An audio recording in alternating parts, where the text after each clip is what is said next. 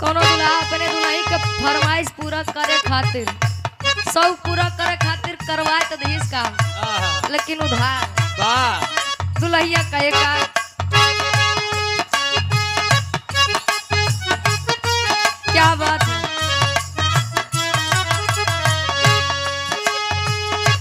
तरह चलिला टटोकेला सोनार सैया जी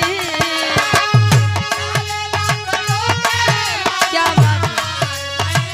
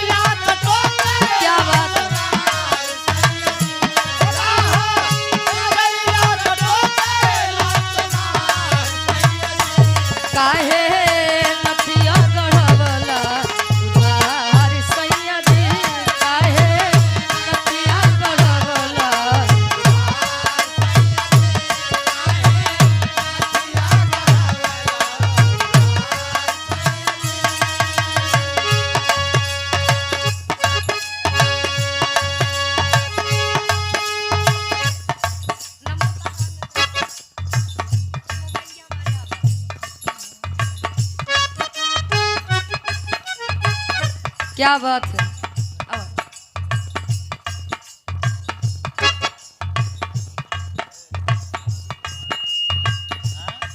आप परम सम्मानित इस भाव को समझते हुए आप धर्म के बड़े भाई संजय यादव जी मौलानापुर जहानागंज जिला आजमगढ़ वर्तमान में भैया चिरैया कोट रानीपुर जिला मऊ से 501 रुपए का महान आशीर्वाद हमारे खातिर और 500 रुपये का महान आशीर्वाद ये हमारे अपना म्यूजिक प्रयागराज के आप प्रोपराइटर साहब ये महेंद्र यादव दादाजी खातिर कहे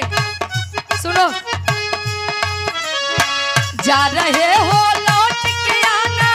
ऐसे तुम हमको न भुलाना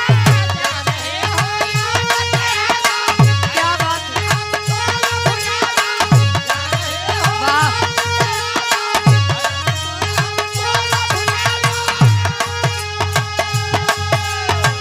जा रहे हो लौट के आना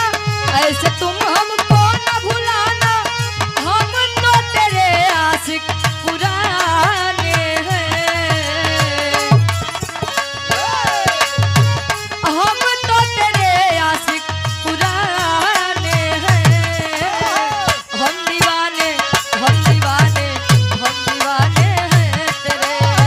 हम दीवाने हम दीवाने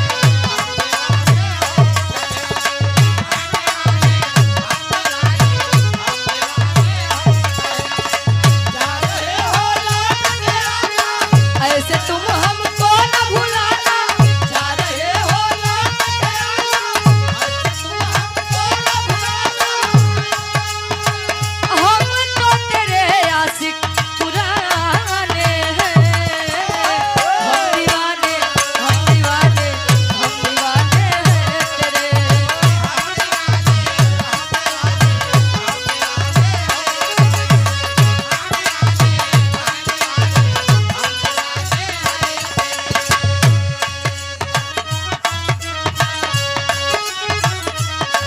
बनवा कर धनिया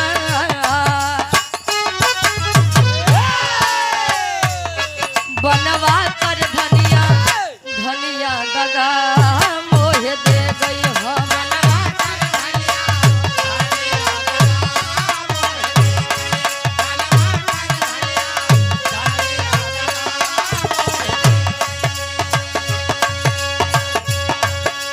करके प्रीत हजारन मोसे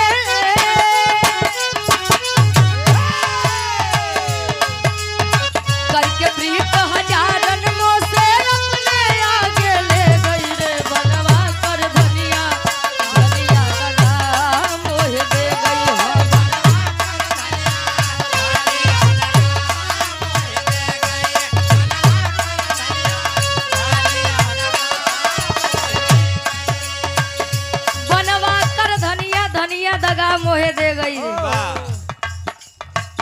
के जमाना जनता यहाँ पैसा बा तो सब पूछता नहीं बा तक केहू नहीं पूछत बा। पैसा कमाए लगा 4 रिश्तेदार तोहरे आगे पीछे टारी है, रोज नई रिश्तेदारी नहीं करत रहे और रुपया पैसा नहीं बा या अपन दुल्हन नहीं पूछत बा आज के समय में। काहे लड़की बा वाह